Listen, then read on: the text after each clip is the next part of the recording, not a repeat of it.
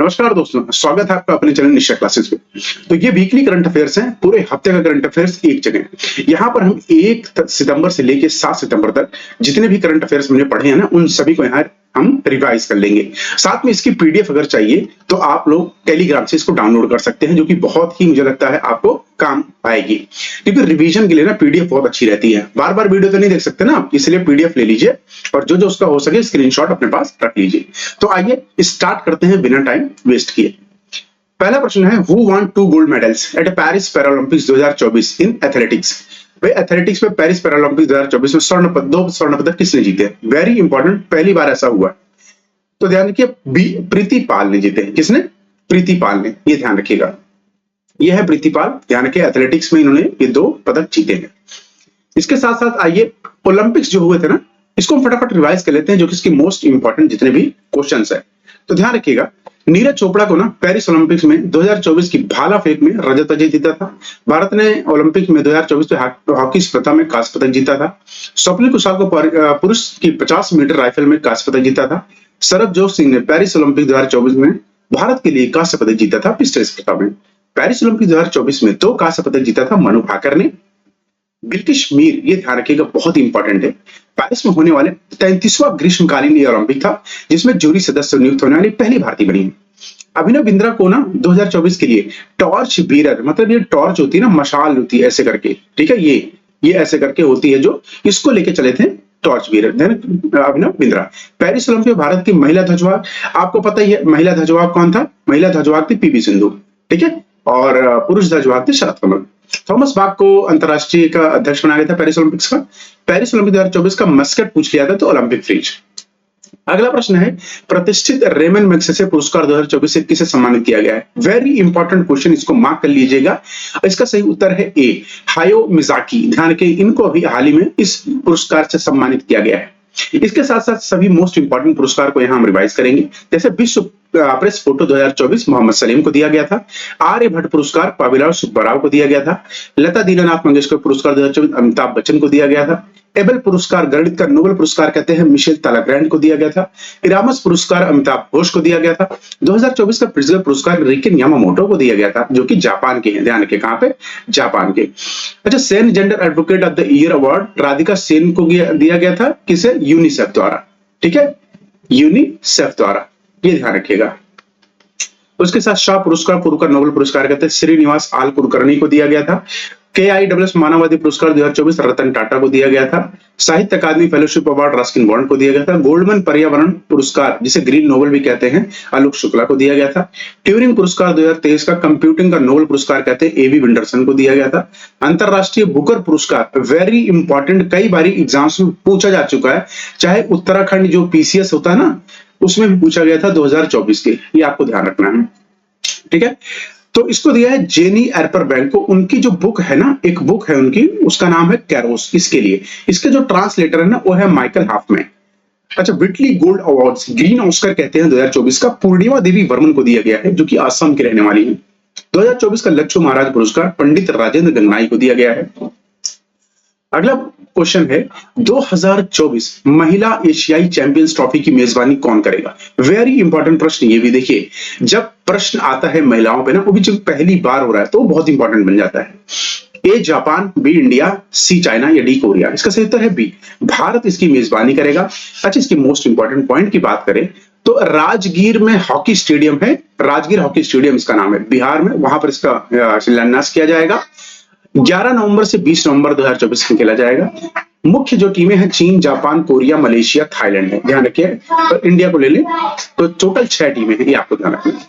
महिला Asia champions trophy 2 वर्षीय, मतलब 2 साल में एक बार होती है, ये ध्यान रखिए। अगला प्रश्न है, हाल ही में ग्लोबल फिनटेक फेस्ट 2024 कहां आयोजित किया गया था? तो ध्यान रखिएगा बी, इसका है मुंबई में हाल ही में इसको आयोजित किया गया था अभी। तो मुंबई के जियो वर्ल्ड कन्वेंशन सेंटर, आपको पता है ना, जियो वर्ल्ड कन्वेंशन, इसको आयोजित किया गया था और इसको NPCI और FCC द्वारा ज्वाइंटली इसको किया गया था आयोजित। उसके साथ अगला प्रश्न है कि हाल ही में WHO द्वारा किस बीमारी को वैश्विक स्वास्थ्य आपातकाल घोषित किया गया है? तो एमपॉक्स का, देखो मंकी पॉक्स, किसको? Monkey pox. अगर हम इसके बारे में जाने ना डिटेल्स, तो विश्व स्वास्थ्य संगठन ने कांगो और अफ्रीका में अन्य जगहों पर एमपॉक्स के प्रकोप को वैश्विक आपातकाल घोषित किया है। एमपॉक्स, जिसे मंकी पॉक्स के नाम से भी जाना जाता है, इस 13 देशों में पाया गया है। अभी ध्यान रखिएगा, ठीक है। इसमें 96% मौतें हो रही हैं, हुई है अभी तक पूरे इससे, पूरे यहाँ पर कहाँ पे? 13 देशों में। पूर्वी अफ्रीकी देशों में पहली बार एमपॉक्स की पहचान बुरुंडी, केन्या, रवांडा, युगांडा में हुई थी। डब्ल्यूएचओ की बात करें तो इसका मुख्यालय जिनेवा, स्विट्जरलैंड में है। स्थापित इसको 7 अप्रैल 1948 में किया गया था। डब्ल्यूएचओ के महानिदेशक है टेड्रोस अदनोस गेब्रियस। ये ध्यान रखिएगा, वेरी इंपॉर्टेंट पार्ट है, ठीक है। अगला प्रश्न है, हाल ही में बिस्लेरी ने अपशिष्ट प्रबंधन के लिए किस राज्य सरकार के साथ भागीदारी की है? ए एमपी, बी केरल, सी तमिलनाडु या डी गोवा? इसका सही उत्तर है डी, गोवा से अभी कही है। यहाँ के गवर्नर है पीएस श्रीधर पिल्लाई और चीफ मिनिस्टर है प्रमोद सावंत, जो कि बीजेपी से। कई बार प्रश्न आ जाता है।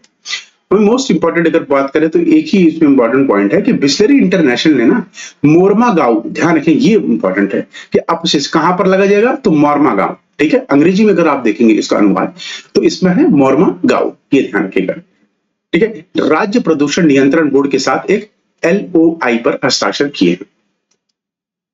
ये हमारा देखिए पूरा ये गोवा है, ठीक है। ये अब गोवा की अगर हम कैपिटल की बात करें तो पणजी, ये आपको ध्यान रखना है, ठीक है। अगला प्रश्न, national institution ranking framework NIRF 2024 में कौन सा संस्थान शीर्ष पर रहा? देखिए वेरी इंपॉर्टेंट प्रश्न इसलिए बन जाता है, इसका आंसर खासकर लोग आईआईटी अहमदाबाद लगाते हैं, लेकिन जो कि गलत है। इसका सही उत्तर है, ध्यान रखिएगा, सी आईआईटी मद्रास। ये ध्यान रखें, आईआईटी मद्रास, ठीक है। वहीं अगर बात करें तो केंद्रीय शिक्षा मंत्री धर्मेंद्र प्रधान द्वारा इसको जारी किया गया था। एनआईआरएफ 2024 समग्र श्रेणी में आईआईटी मद्रास पहले स्थान पर रहा है, इसके बाद आईआईएस बेंगलुरु रहा है। अच्छा, विश्वविद्यालय की श्रेणी में आईआईएस बेंगलुरु सबसे आगे है, इसके बाद जेएनयू रहा है। अगर बात करें आईआईटी मद्रास और आईआईएम अहमदाबाद और एम्स, ये सब ना, अन्यथा अगर बात करें तो इंजीनियरिंग में, प्रबंधन में, मैनेजमेंट में और चिकित्सा में नंबर 1 की श्रेणी में रहे हैं तीनों। राज्य सार्वजनिक विश्वविद्यालय में अन्नामलाई नंबर 1 पे रहा है, कहां पर है? तमिलनाडु, चेन्नई। ओपन विश्वविद्यालय की बात करो तो इग्नू कहां का? दिल्ली का हमारे, है ना, ये नंबर 1 पे रहा है, ये ध्यान रखना है आपको। वहीं अगला प्रश्न है कि एएचआईआरएसएम का मुख्य उद्देश्य क्या? देखिए ये प्रश्न अगर आ गया ना ईएचआरएसएम, तो ये ध्यान रखिएगा, आपको सीधा ह्यूमन रिसोर्स पे, देखो ह्यूमन रिसोर्स मैनेजमेंट, ठीक है, ये ध्यान, मानव संसाधन प्रबंधन के लिए। तो सभी सरकारी कर्मचारी हो, चाहे केंद्र हो चाहे राज्य हो, दोनों को सेवा वितरण के डिजिटीकरण की गई है। तो क्या है इससे? कैसे डिजिटीकरण? डिजिटीकरण मतलब कंप्यूटर पे ले आना उनको। बेहतर मानव संसाधन प्रबंधन 24x7 मतलब 24 घंटे 7 दिन उपलब्ध कराना है। मानव संसाधन विकास मंत्रालय कौन है? तो रमेश पोखरियाल इसके इस टाइम मंत्री हैं। अगला प्रश्न है, JUICE मिशन किस अंतरिक्ष एजेंसी का अंतरिक्ष मिशन है? तो ध्यान रखिएगा, JUICE अगर बात करें ना तो ESA का है, यूरोपियन स्पेस एजेंसी, ठीक है। ये देखना, जुपिटर आईसी मून एक्सप्लोरर इसका नाम है पूरा। तो बृहस्पति के चंद्रमाओं के स्टडी करने के लिए इसे बनाया गया है। क्यों? क्योंकि वहां देखना चाहता है वन्य जीवन संभव है कि नहीं, ठीक है। वहीं अगर बात करें इसका गठन कब हुआ था? 1975 में। मुख्यालय है पेरिस के, फ्रांस। अगला प्रश्न है, हाल ही में किस अंतरिक्ष संगठन ने SSLV D3UOS 80 मिशन लॉन्च किया है? तो इसका सही उत्तर है डी, इसरो ने। किसने? इसरो ने, ये ध्यान रखिए। तो इस मिशन का पृथ्वी का निरीक्षण करने के लिए से बनाया गया था, ये ध्यान रखिए। ये छोटा सा उपग्रह लॉन्च किया गया था, यह पहले SLV D2 EOS-07 नाम से लॉन्च हुआ गया था। इसकी सफलता के बाद ये 08 वाला लॉन्च किया गया है, ये ध्यान रखिएगा, ठीक है। तो इसका डायरेक्ट कनेक्शन इससे है। इसरो ने 2 अन्य मिशनों को भी सफलतापूर्वक इसी के साथ लॉन्च किया था। एक का नाम था PSLV C58 जिसे एक्सोसेट नाम से जाना जाता है, एक है CSLV F14 जिसे इनसेट नाम से जाना जाता है। इसरो की स्थापना 15 अगस्त 1969 को हुई थी। बेंगलुरु कर्नाटका में इसका मुख्यालय है, अध्यक्ष इसके हैं एस सोमनाथ। अगला प्रश्न है, कौन सा देश पहले अंतरराष्ट्रीय और महोत्सव की मेजबानी करेगा? वेरी गुड, मतलब वेरी इंपॉर्टेंट प्रश्न। पहला सौर महोत्सव मनाया जाएगा, कौन सा देश करेगा? इंडिया। आपको ये जान के बड़ी हैरानी होगी कि ISA का जो कहते हैं ना कि हेडक्वार्टर है वो कहां पर है? गुड़गांव। ये कहां पर है? गुड़गांव, ये ध्यान रखें। अब इसे कहते हैं गुरुग्राम, ठीक है, ये आपको ध्यान रखना है। तो वहीं अंतरराष्ट्रीय सौर महोत्सव का 4 मुख्य विषय पर होंगे, ठीक है, युवाओं, समुदायों और महिलाओं, इन सभी का ना इसमें कितना योगदान है, ये ध्यान रखिएगा। अच्छा, इसकी स्थापना कब हुई थी? 2015 में ISA की। किसने की थी? पेरिस और फ्रांस और इंडिया ने दोनों ने किया था जब पेरिस में COP21 हो रहा था, कॉन्फ्रेंस ऑफ पार्टीज 21। ये आपको ध्यान रखना। इसका मुख्यालय है गुरुग्राम। अगला प्रश्न है, हाल ही में ग्लोबल फिनटेक फेस्ट 2024 कहाँ आयोजित किया जाएगा? तो इसका सही उत्तर है बी, मुंबई। अभी ये क्वेश्चन रिपीट हो गया, आप इसको स्किप कर सकते हैं। अगला प्रश्न है कि कृषि और ग्रामीण विकास क्षेत्र में स्टार्टअप के लिए कृषि मंत्री द्वारा कौन सा फंड लॉन्च किया गया है?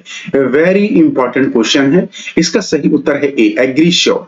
ठीक है, नाबार्ड और कृषि मंत्रालय ने मिलकर इसको लॉन्च किया गया। अच्छा, कृषि मंत्री कौन है हमारे? कृषि मंत्री कौन है? तो हमारे मिनिस्टर हैं, ध्यान रखिएगा, शिवराज चौहान, शिवराज सिंह चौहान, ये ध्यान रखिएगा। अगला प्रश्न है, राष्ट्रीय ई गवर्नेंस गोल्ड अवार्ड किसने जीता है? Very important. इसको जीता है बी, लैब मित्रा। कहां की है? वाराणसी। ठीक है, वाराणसी, उत्तर प्रदेश। ये आपको ध्यान रखना है। लैब मित्रा नाम पहल वाराणसी के जिला प्रशासन ने एक निजी बैंक और NGO की मदद से शुरू की है। ये आपको ध्यान रखना है। ठीक है, आइए इसी के साथ साथ मोस्ट इंपॉर्टेंट जितने भी अवार्ड्स हैं उनको फिर से रिवाइज कर लेते हैं। तो आप वीडियो पॉज करके इसका स्क्रीनशॉट ले लीजिए। ठीक है, स्क्रीनशॉट लेके आप इसको पढ़ सकते हैं, क्योंकि अभी मैंने पिछले भी क्वेश्चन में इसको रिवाइज कराया था, तो मुझे लगता है यहाँ अनिवार्य नहीं है। अगला प्रश्न है, 2024 मुख्य विज्ञान सलाहकारों के गोलमेज सम्मेलन 2024 की मेजबानी कौन सा देश करेगा? इसका सही उत्तर है सी, फ्रांस करेगा। ये ध्यान रखिएगा। 2024 के मुख्य विज्ञान सलाहकारों की गोलमेज पेरिस में यूनेस्को में होगी। अच्छा, यूनेस्को का जो हेडक्वार्टर है ना, HQ, पेरिस में, ध्यान रखिए, फ्रांस। कुल 28 देश इसमें भाग लेंगे। यूनेस्को का डीजी है आंड्रे अजेल। यूनेस्को की स्थापना 16 नवंबर 1945 में थी। यूनेस्को का मुख्यालय पेरिस, फ्रांस में। अगला प्रश्न है, भारतीय राज्यों में GSDP विकास में कौन सा राज्य सबसे ऊपर है? तो ए, महाराष्ट्र। ध्यान रखिए, ए, महाराष्ट्र। तो महाराष्ट्र में 24.1 लाख करोड़ की वास्तविक GDPS भारत की सबसे बड़ी अर्थव्यवस्था बनी हुई है। तेलंगाना और तमिलनाडु फाइनेंशियल ईयर 2024 के लिए 10 बड़े राज्यों में शीर्ष पर हैं GDP में। ये ध्यान रखिएगा। ठीक है, राजस्थान में 8% की वृद्धि देखी गई है।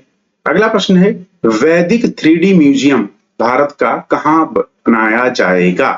तो इसका सही उत्तर है डी, वाराणसी में इसको बनाया जाएगा। ठीक है, तो यूपी के वाराणसी में संपूर्णानंद संस्कृत विश्वविद्यालय में यह वैदिक 3D संग्रहालय का निर्माण करेगा, जो भारतीय ज्योतिषी, खगोलीय विज्ञान और वैदिक साहित्य पर केंद्रित है।